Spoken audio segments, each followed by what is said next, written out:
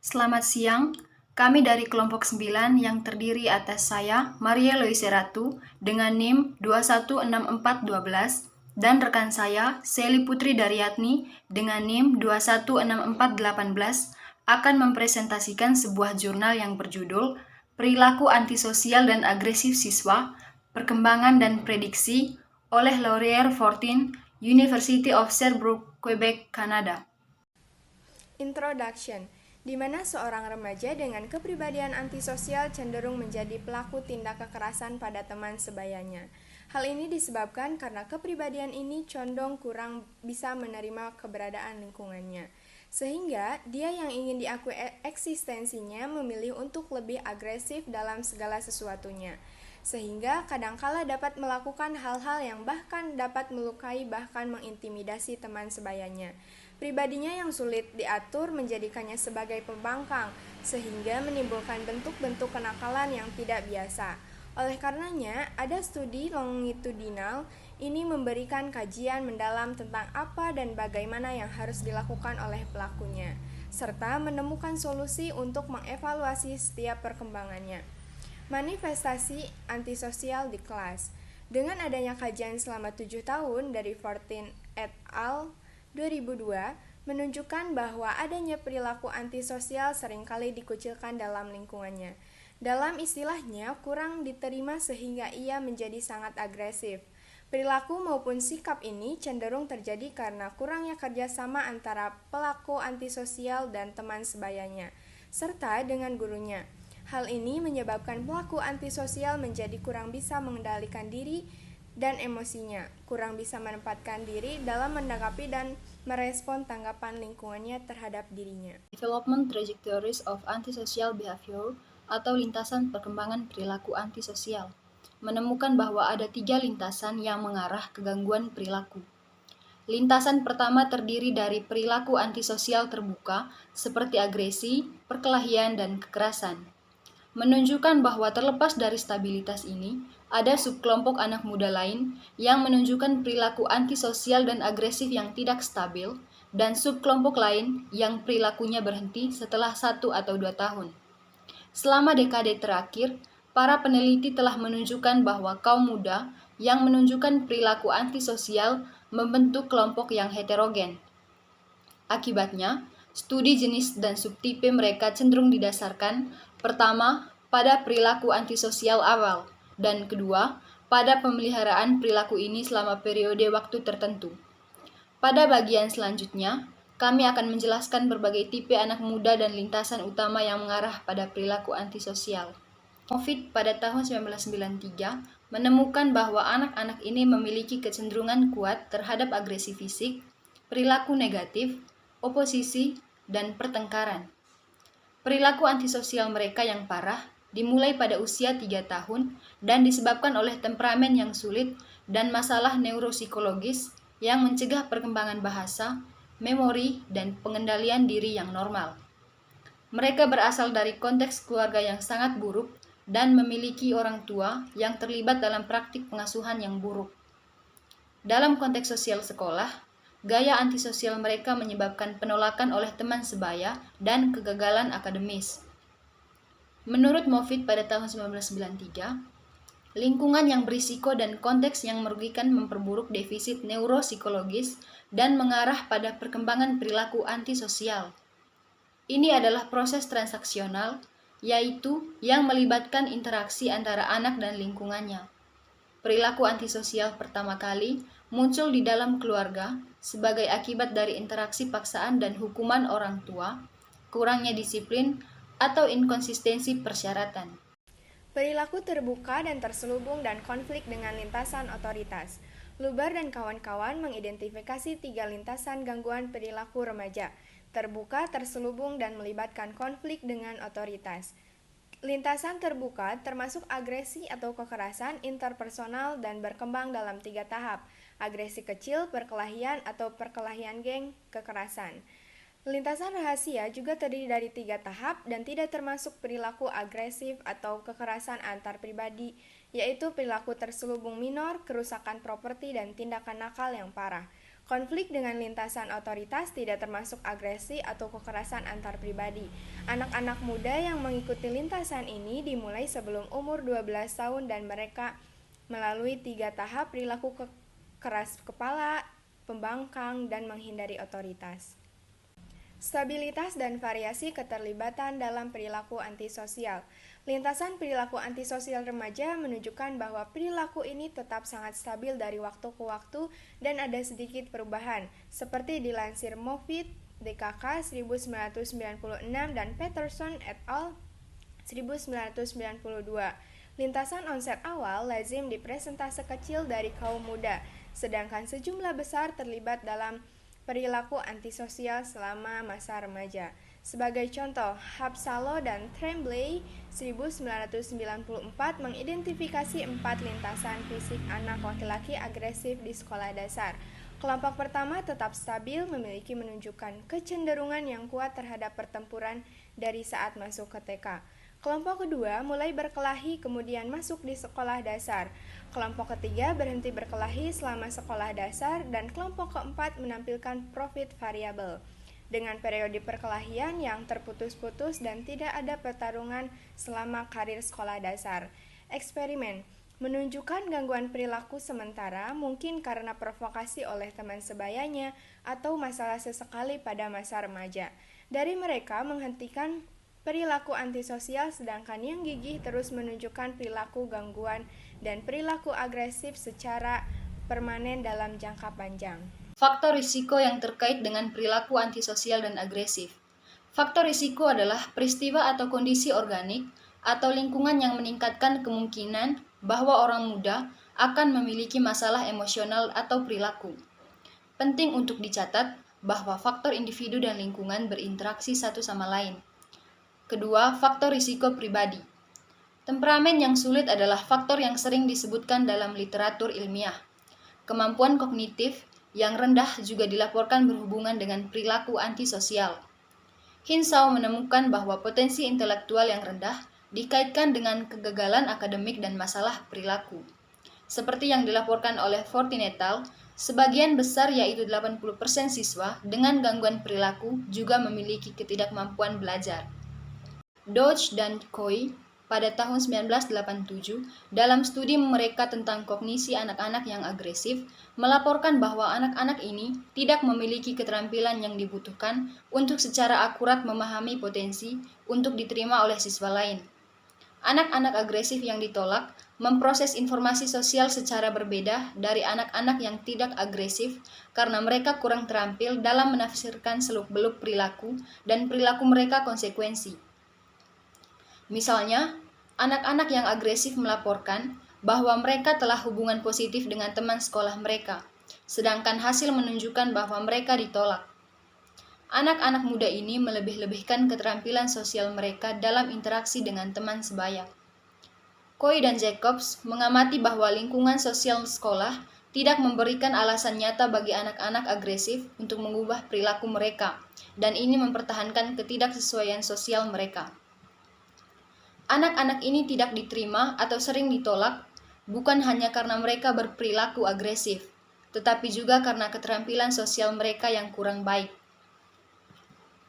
Akibatnya, mereka tidak mampu membangun dan memelihara hubungan yang baik dengan orang lain, terutama dengan teman sekelas mereka. Mereka juga memiliki kekurangan dalam pemecahan masalah yang mencegah mereka dari menemukan solusi untuk kesulitan sosial mereka.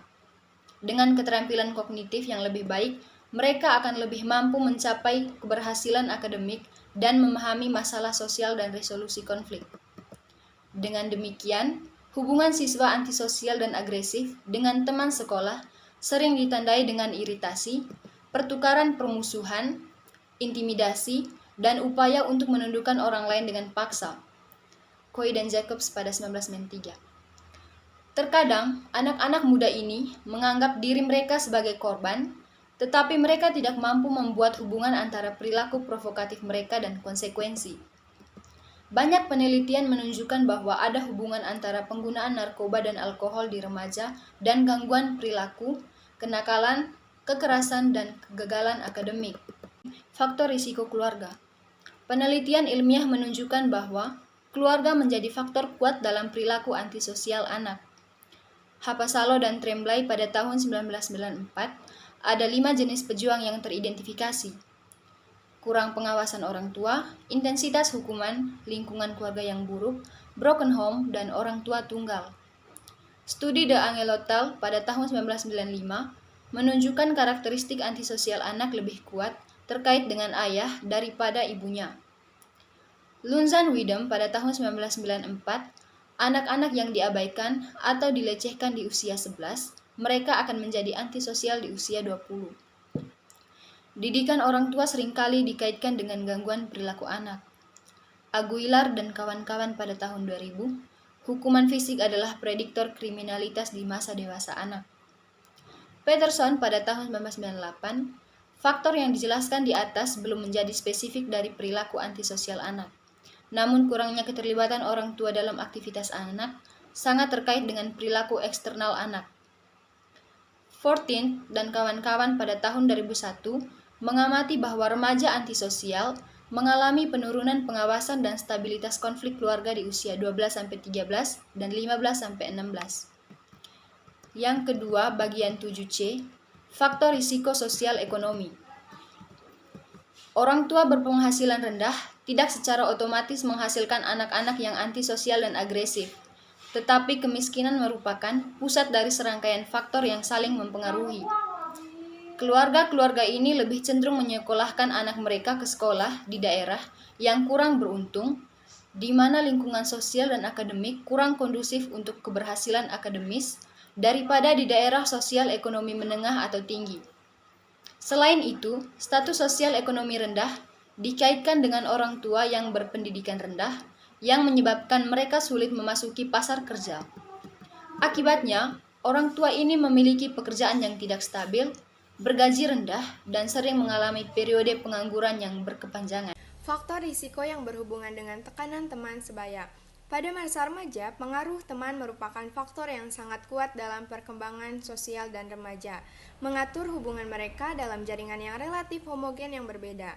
Lingkungan sekolah memberikan remaja kesempatan untuk melakukan kontak sehari-hari dengan teman sebaya. Selama masa kanak-kanak dan remaja, mayoritas anak-anak dengan sosial kesulitan penyesuaian ditolak oleh teman sekolah mereka. Kelompok sebaya juga dapat berkontribusi dalam pemeliharaan perilaku yang tidak pantas dengan gagal memberikan umpan balik yang jelas mengenai perilaku koersif. Dengan demikian, anak-anak yang agresif percaya bahwa mereka bereaksi terhadap provokasi dan tampaknya tidak menyadari perasaan korban. Akibatnya, mereka tidak menyadari efek negatif dari perilaku mereka. Banyak penelitian melaporkan bahwa remaja yang menunjukkan perilaku antisosial bergabung dengan teman yang menyimpang. Cairns dan Keynes 1994, Windel 1994, para peneliti ini telah mengamati bahwa anak muda yang tidak berpartisipasi dalam kegiatan sekolah cenderung bersatu dan mereka dianggap negatif oleh siswa lain. Pada pemuda ini menunjukkan lebih banyak kesulitan penyesuaian sosial daripada mereka yang aktif di sekolah. Faktor risiko yang terkait dengan sekolah. Walker et al. 1995 menentukan bahwa ada kemungkinan untuk mengidentifikasi siswa yang berisiko terhadap perilaku antisosial, mulai dari kelas 5 dengan menggunakan 3 ukuran terkait sekolah. Yang pertama adalah jumlah tindakan disipliner, yang kedua adalah jumlah perilaku tidak pantas yang telah dimulai anak terhadap teman-teman sekelasnya di halaman sekolah, dan yang ketiga adalah persepsi guru tentang keterampilan sosial siswa, yang dinilai melalui instrumen pelaporan diri yang dilengkapi oleh guru. Hasil penelitian menunjukkan bahwa iklim sekolah dapat meningkatkan perhatian siswa. Oposisi dan gangguan perilaku karena konflik di dalam sekolah mendorong perilaku ofensif dan antisosial. Selain itu, tampak bahwa ketika siswa menolak guru sebagai model, maka kontrol sosial berkurang. Yang memperkuat adalah budaya negatif dan subkelompok siswa tertentu. Akumulasi faktor risiko. Reuters 1985 berhipotesis bahwa akumulasi faktor risiko berfungsi sebagai representasi dan prediksi terbaik dari potensi psikososial anak. Selain itu, studi tentang perilaku antisosial menyatu dalam menunjukkan bahwa anak-anak yang sudah lama paparan risiko di masa kanak-kanak menjadi lebih terlibat dalam antisosial dan perilaku agresif. Anak-anak ini mungkin tinggal dalam keluarga yang dimana hubungan penuh konflik dan praktik pengasuhan bersifat memaksa. Di sekolah, banyak dari anak-anak ini mengalami kegagalan akademik dan mereka bergaul dengan menyimpang. Dalam penelitian Walker dan Sprague 1999 mengidentifikasi bahwa faktor-faktor dari resiko yang ada dapat meningkatkan kemungkinan remaja mengembangkan perilaku beringas. Salah satunya yaitu mereka bahkan bisa menuntut orang tua di bawah hukum, anak pun bisa berubah akibat struktur keluarga, atau perceraian, kematian, dan lain-lain. Faktor perilaku antisosial dan agresif pada anak-anak berisiko di tahap yang sangat dini, maka dari itu kita melakukan program pencegahan sebelum perilaku antisosial menjadi lebih parah. Guru adalah sumber informasi yang dapat diandalkan untuk mengidentifikasi remaja yang antisosial dan agresif. Pergaulan di sekolah adalah lingkungan terbaik untuk tindakan pencegahan hal tersebut. Memprediksi kekerasan di sekolah tetap sulit karena prevalensi perilaku kekerasan tertentu sangat jarang. Selain itu, meskipun hasil studi telah mengarah pada identifikasi faktor risiko yang tampaknya paling prediktif dari perkembangan perilaku antisosial dan agresif remaja, yang sebenarnya perkembangan perilaku ini tetap merupakan masalah probabilitas dan bukan determinisme. Terakhir, akumulasi faktor risiko berfungsi untuk mengidentifikasi banyak anak muda yang akan mengalami masalah penyesuaian sosial dan sekolah. Oleh karena itu, ada kebutuhan untuk menetapkan program intervensi untuk memodifikasi lintasan anak-anak muda ini berisiko sedini mungkin. Kesimpulan, untuk meningkatkan program pencegahan di lingkungan sekolah, kita harus menyempurnakan kemampuan kita untuk mengidentifikasi anak-anak yang berisiko mengembangkan perilaku antisosial dan agresif. Kemampuan ini dikembangkan terutama dalam kerangka studi longitudinal pada lintasan remaja. Sebagian besar studi longitudinal di bidang penelitian ini didasarkan pada sampel klinis di masyarakat dan tidak spesifik untuk lingkungan sekolah. Peneliti pendidikan perlu mengidentifikasi lintasan remaja di sekolah untuk mempelajari lebih lanjut tentang karakteristik siswa di semua tingkatan kelas. Mereka juga harus mendokumentasikan hubungan yang ada antara perilaku antisosial dan agresif di sekolah dan perilaku serupa di lingkungan lain, seperti keluarga dan masyarakat.